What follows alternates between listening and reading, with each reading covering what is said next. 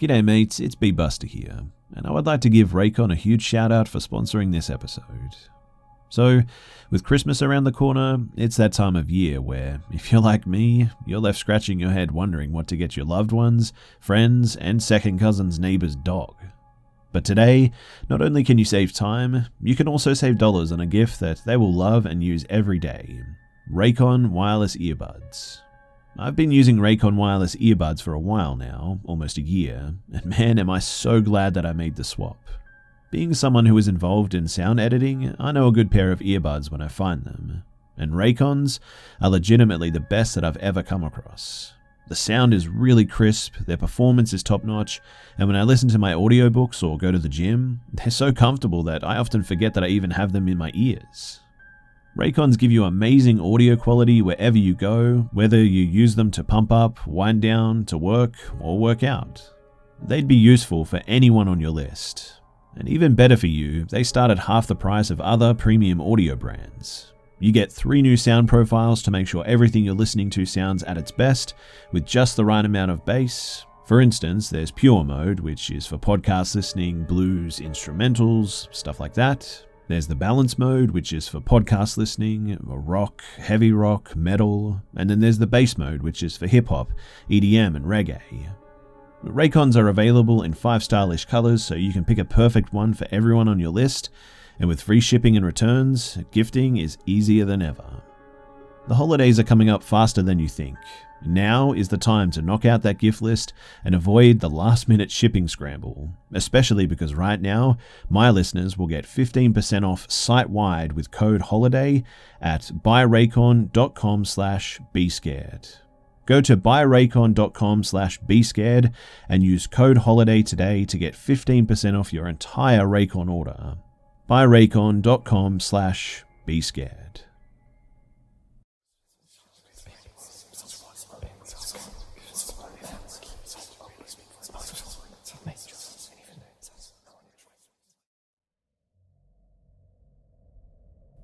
So my name is Janelle and I'm 21 years old. I'm a French girl and a student in France. Tired of not finding a true love, I decided to lose my virginity with my best friend. Then I find another fantastic friend with which I get along wonderfully on all levels for like 3 months. Then he throws me away because, well, I still love my ex. And being a little fragile at that point, I make my first attempt, go to the emergency room and then the mental hospital. For the smart ones among you, you'll understand that I was already depressed for a few months at this point. Under treatments, I mean. With a strong penchant for alcohol too. And to complete this auto-destruction mechanism, what better than dating apps, right? So a few weeks after my release from the mental hospital, I match up to make a new encounter, and to try and forget about my dear and tender friend. I always meet the guys at home for a first date because I have 0 experience, and that's what I did for my very first date. One fine day comes around when I match a guy. His name was Mathway. Mathway is not very beautiful by any means, and has a few extra pounds, but I'm not Beyonce either, so I match. We laugh a little, we have some common tastes, and he especially likes to smoke weed, so I thought, well, perfect plan. We could smoke some joints and have some fun.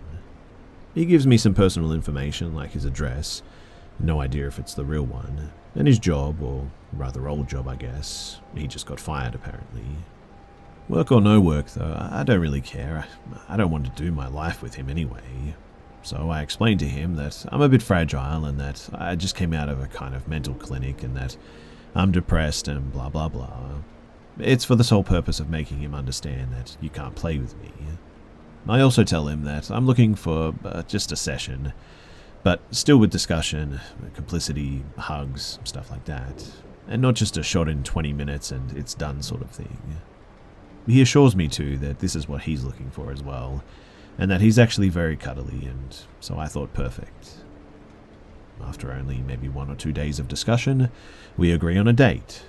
It was going to be a mojito party at my house, and he was going to bring the joints. He arrives, he's really not cute at all, even worse than in the photos. He has a dirty sort of He has a dirty look, like greasy hair, stained t-shirt. It was a style of a really sort of teenager look, but despite him being like 26 years old. And in short, I'm far from thrilled, but I desperately need company. So I offer to make the drinks while I choose a film on television.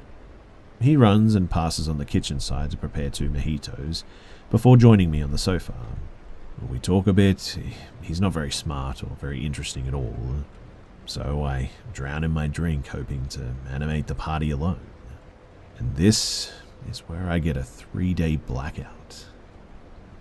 So, according to our dear Mathway, we would then have drunk and smoked while watching a film before going into the bedroom. I vaguely remember being naked on my bed and seeing him dressed above me, looking at me before turning his heels and just slamming the door. My phone is discharging, my alarm clock isn't ringing. I'm away from a work group appointment, so my friends are worried and they call me. They can't contact me, so they contact my sister, but she also goes to voicemail. The girls come down from my house and ring again and again, but there's no answer. They call the firemen, who manage to open the bottom door, but not the door to my apartment. They knock on the door calling me, and I end up opening the door. Dressed in a blanket to hide my nakedness, I look at them with incomprehension. The firemen conclude that I must be hungover and break up while my friends help me to get dressed. They also think that I drank too much, and they notice that my body is covered with like yellow betadine on my arms, legs, stomach, etc. I told them that I burned my arm yesterday and that I wanted to heal myself, but no sign of a burn or anything's on my arm. Besides, I don't even own any betadine. They take my cat and take me back to one of their houses since I'm in a sort of comatose state. I have trouble speaking, I look completely elsewhere as anesthetized, and I even seem to have trouble thinking. The next day, my sister comes to pick me up so I can stay with her for a few days. And everyone is convinced that I tried to end it with drugs or maybe alcohol. But I start complaining about pain in my vulvar area and blood loss. My pill stops my period completely, so my sister takes me to the hospital. I explained to them some of the things that happened, and also that I may have been unprotected since I was unconscious, and maybe I need an AIDS vaccine or something else. I'm advised to file a complaint, and I'm being redirected to the OB emergency. The next day, I finally regain consciousness gently. My relatives see it right away, and I'm a little more lively, and my remarks are more consistent. They meet me in the GYN emergency, and I get swabs done, and I get preventative AIDS treatment and stuff like that. And over the course of a week, I made a series of appointments for blood samples, urine samples, and stuff like that. And I went to file a complaint with the testimony of my friends who met me at home, and my sister who took care of me. And after talking about it around me to people my age, older people as well, but especially medical staff and the police, the term organ trafficking was mentioned more than once. They think the guy maybe chickened out at the last minute or something, but despite my complaint, my bed full of betadine, my underwear torn off, and the blood on the doors of my apartment, what the heck, right? My attacker, he got nothing, and I guess I'll never know what really happened and what he really wanted that night. I would like to point out too that I used to drink and smoke in addition to my treatment, and that never before have I had a blackout of like 3 days. I'm pretty sure that he must have put something in my drink, something strong. Anyway, it was a pretty terrifying encounter, and it was a good lesson, and it's good to talk about, well, all of it, and get it off my chest.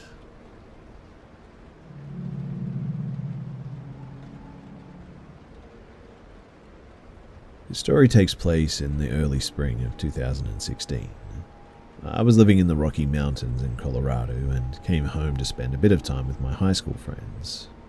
One of my favorite things to do was camp together and hike, since we all had heavy affinity for the outdoors. And on this particular occasion, we decided to tent camp at the park on Lake Georgetown in Georgetown, Texas. It was a public campsite, but I guess because of the time of year, we were really the only ones in the park. So with this, we picked a site very close to the water. We had a fun night, had a fire, drank some mead that my friend had made, and used a hooker in the tent. Bad idea. A coal fell out and burnt a hole through the bottom in the end. And just talked about random things that we were up to now that we had graduated high school. We ended the night by the fire, drinking and eating some canned food. One by one, each of us left the fire and retired into the tent. Me and my best friend were the last ones in, and since we were right up by the water, we filled up a bucket with lake water, separated the logs, and doused the fire. Then we both drunkenly meandered our way over to the tent. Now, I've always had trouble sleeping. Even when I'm drinking, I tend to just sort of linger in reality for a bit. So I just laid on my back and stared at the stars through the screen ceiling. I'm not completely sure too when I did fall asleep, probably hours later, but I do remember waking up to a bright orange light. At first I thought that maybe my friend went to grab something out of the truck and unlocking it triggered the parking lights. But this orange light got bigger and moved too much to be stationary lights. So I slowly unzipped the tent flap and saw that the fire was going again. Now, this has happened to me before. If you don't douse a fire enough, it can still reignite with enough oxygen, or depending if something was thrown in there, it could burn for a while. But when I noticed that there were pieces of fabric and paper and that the fire was going, I woke up my friends and they were all as creeped out as I was. And that's when we saw at the edge of some of the brush that there was a guy out there in a red jacket and kind of balding, I think Mr. Noodle from Elmo's World, staring at us with a blank stare and an empty bottle in his hand. It made our blood run cold, but also being dumb kids, we decided to run after this guy, but he had already started to head out before we made that decision and got away somehow. We really didn't sleep after that, and we left the next day and called whoever manages the park about the incident. We had checked the fire to see if anything was salvageable or identifiable, but unfortunately, everything was just incinerated. They told us that Georgetown PD would do more rounds in the park, but in the end, that was about it. We quickly forgot about it too because it was a pretty one-off experience and the dude didn't really hurt us directly, and of course we all started going to college and stuff, but still, it's something that I won't forget easily.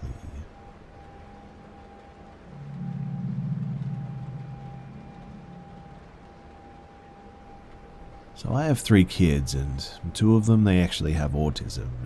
And to put it simply, it's hard. Anyway, I was fast asleep a few weeks ago in bed, and I just felt like I wasn't alone in the room aside from the missus next to me asleep. We are light sleepers as our smallest wanders the house at night. But I open my eyes, and on my side of the bed, my middle child, a girl, she has autism, was just sort of standing over me, just standing there in her nightie. Hey baby, what's up? Nothing. Honey, are you okay? Nothing again. Honey, at this point I'm starting to freeze in my skin because there's absolutely no motion or response, but she has sleepwalked before and done this before, but that was probably about 8 years ago now. Without going into too many details, I refuse to look away and I constantly look at her hands for any kind of objects. Honey, what do you want? At this point, I'm blindly nudging the missus. I'm sweating bricks because this is definitely not normal now. And I hear the missus stir and go, what? But I'm still trying to get through to my girl with no success. And this is the point where my missus turns on the bedside lamp and goes, what's up? This was also the exact moment that my daughter just vanished into thin air like vapor. And I swear to everything that is holy and true and all the gods above that I almost followed through straight in that bed. I quickly got up and checked on the kids, but all of them were fast asleep in bed. I've had a few things happen in that house, but that one was as real as the phone that I'm sharing this on now.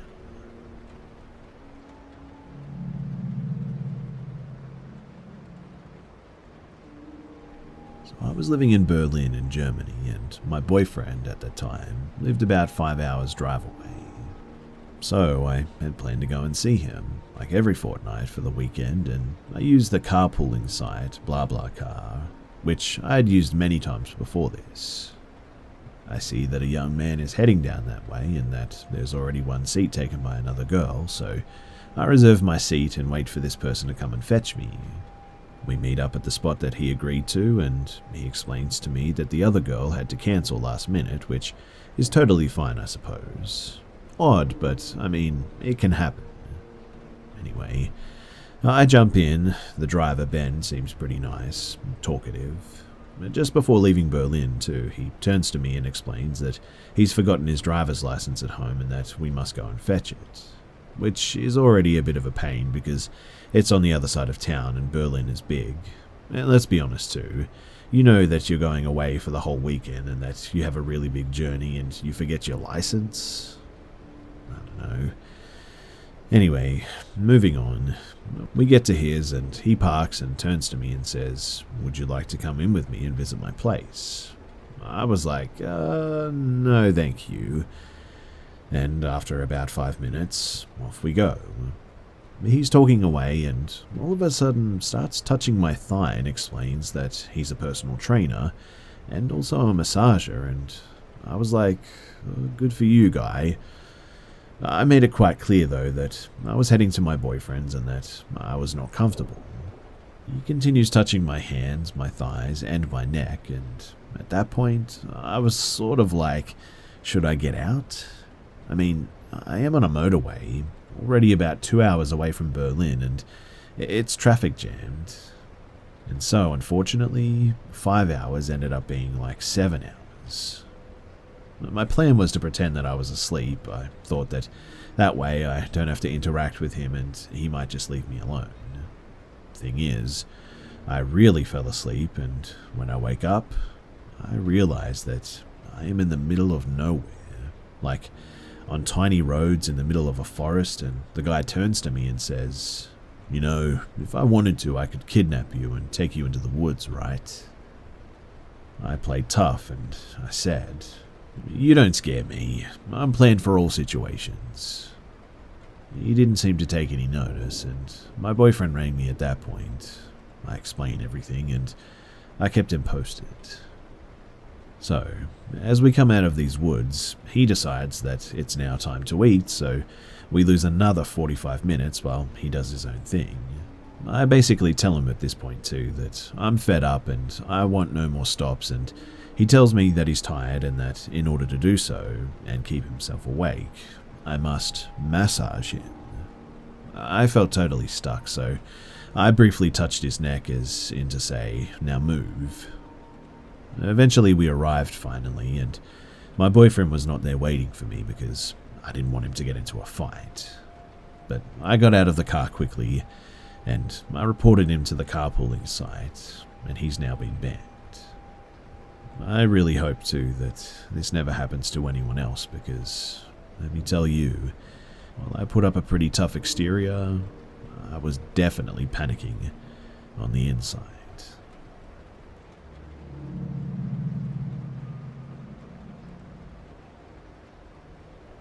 When I was a younger boy, in my early teenage years, my mum had a family of white Siberian tigers which stood in the living room facing out the window onto the street. They ranged from small plush ones to a large real-life-like adult white Siberian tiger. Usually they received comment when people passed because she had sort of arranged them to stand together like a family. Now, it was winter time and some houses on my street had already been targeted by people with various belongings being stolen, ranging from a couch to a money jar to a personalized angel in somebody's house which was made for their daughter who had been stillborn. There were council workers working on the hill corner fixing a pavement at the time too. And sometimes if you passed by, they would talk to you for a short period just to sort of be friendly since we were young. I was out one night with a friend and we were talking to them about houses being targeted around the area when one of the workers turned it into a joke and said, through sort of laughing, if it were me, I would go for the house on my street. They're obviously loaded, man. Knowing we stayed on that street, we curiously inquired which house that he was talking about. Then he said quite bluntly and in a matter-of-fact tone, the one with the tigers at the window.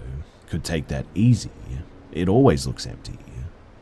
I was obviously young and pretty naive. I didn't fully understand, so I just said quite proudly, "That's my house." He stopped what he was doing, but stared at us for what could have been a few short minutes, and then he said, "There you go. You just never know who you're talking to. It's a small world, right?" Then just started laughing. Now, I forgot all about that night until someone tried to break into our house a few weeks before Christmas. We didn't know anyone personally who was involved, but when they all were caught weeks after trying another house, people said that it was the council workers who had done it. They apparently weren't really workers, but were using it as an excuse because nobody can remember seeing a van. And apparently, they all wore plain clothes with high-vis vests without a logo on the back. Which means that I spoke to the man that possibly broke into our house.